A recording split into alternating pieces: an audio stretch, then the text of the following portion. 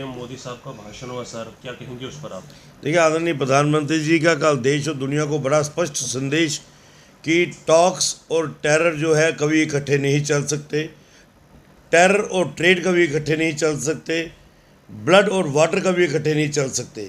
ये कहीं ना कहीं पूरे देश को संकेत आदरणीय प्रधानमंत्री जी ने दे दिया है कि भारत हमेशा ज़ीरो टॉलरेंस टूवर्ड्स जो है आतंकवाद मानता रहा है, टूवर्ड टेररिज्म मानता रहा है। और उसको लेकर पाकिस्तान को जो अभी संदेश दिया है इन 3-4 दिनों में कि आप होश में आ जाओ, ये आतंकवाद जो है आपको भी खा रहा है, पाकिस्तानियों को भी ये नष्ट करेगा। लेकिन आतंकवाद की जो इंडस्ट्री पाकिस्तान में चल रही है उसको नष्ट करने की तरफ जो एक कदम आदरणीय प्रधानमंत्री जी ने उठाया उसकी पूरी देश और पूरी दुनिया में सराहना है। और ये यकीनन है कि पाकिस्तान ने अपनी हैसियत दिखाई भारत के सिविलियन इलाके में हमला करके, खास करके कश्मीर के इलाकों में। और वो कश्मीरियों को भी कहीं ना कहीं अब होश आ गया कि जिस पाकिस्तान की हम पैरवी करते हैं वही पाकिस्तान जब युद्ध छिड़ेगा तो हम पे हमला करने को उतारू रहता है। तो ये बहुत सी चीज़ें जो है समराइज होती हैं। आदरणीय प्रधानमंत्री जी का कल का संदेश जो है वो पूरी दुनिया को नटशेल में बता दिया गया है कि ज़ीरो टॉलरेंस ऑन टेररिज्म जो है वो भारत का एक बड़ा क्लियर कट सा संदेश है। प्रधानमंत्री मोदी साहब का भाषण जो है वो आपने सुना होगा, क्या कुछ आपका विचार रहेगा उस पर?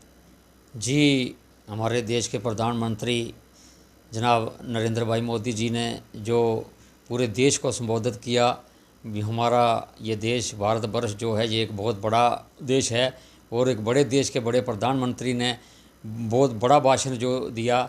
और जिसमें अभी जो मौजूदा हालात थे हिंदुस्तान और पाकिस्तान के, और जो ये इस वक्त जंग के हालात चल रहे थे, तो उसको उस चीज़ को देखते हुए, मुल्क के हालात को देखते हुए, पब्लिक की डिस्टर्बेंस को देखते हुए जो सीज़ फायर किया है उसके लिए मैं मोदी जी को दिल की गहराइयों से तमाम देश भर के लोगों से, रियासत जम्मू कश्मीर के लोगों की तरफ से बधाई देना चाहता हूं कि ये वक़्त रहते जो सीज़ फायर हो गया है। क्योंकि जंग के दौरान बहुत सारे लोगों का नुकसान होता है। जिस वक्त जंग के दौरान गोले गिरते हैं तो उस वक्त गोला वो नहीं देखता कि ये हिंदू है, ये मुसलमान है, ये सिख है। उसकी जद में जो लोग आते हैं वो उनका नुकसान होता है। और ये 2-3 दिन में बहुत ही बड़े पैमाने पर लोगों का नुकसान हुआ, बॉर्डर पर लोगों का नुकसान हुआ और माओं के बेटे शहीद हो गए, हमारे देश के फौजी जवान शहीद हो गए और सिविलियन नौजवान शहीद हो गए। और ये दुख उसको पूछो कि जिनके घर का फ़र्द चला जाता है, जिनके घर का आदमी नुकसान होता है, उस माँ को पूछो जो जिसका बेटा चला जाता है, उस बहन को पूछो जिसका भाई चला जाता है, उस बेटी को पूछो जिसके सिर से उसके बाप का साया उठ जाता है। इसलिए ये एक बड़ा सराहनीय कदम उठाया है हमारे देश के प्रधानमंत्री जी ने कि वक़्त रहते ही जो सीज़ फायर किया और ये जंग बंद कर दी है। साथ ही हमारे देश के प्रधानमंत्री ने कड़े अल्फाज में ये संदेश दिया है कि ये जो मिलिटेंसी जो है ये किसी भी जगह इसके लिए कोई जगह नहीं है, इसके साथ सख्ती के साथ निपटा जाएगा। इसलिए मिलिटेंसी के ख़िलाफ़ दोनों देशों को मिल के काम करना चाहिए और मिलिटेंसी का खात्मा होना चाहिए। कल प्रधानमंत्री साहब का जो भाषण आया है 2025 का जो भारत है वो पूरी विश्व ने देखा।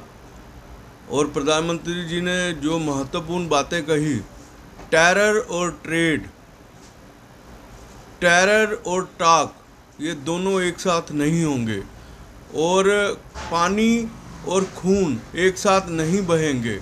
परमाणु की आड़ में पनप रहे आतंकवादी घटनाएं अब जो है सहन नहीं किया जाएगा। मैं समझता हूँ आज जो भारत का है वो पूरे विश्व को देखने वाला है कि हिंदुस्तान परमाणु शक्ति से नहीं डरने वाला, ना झुकने वाला है।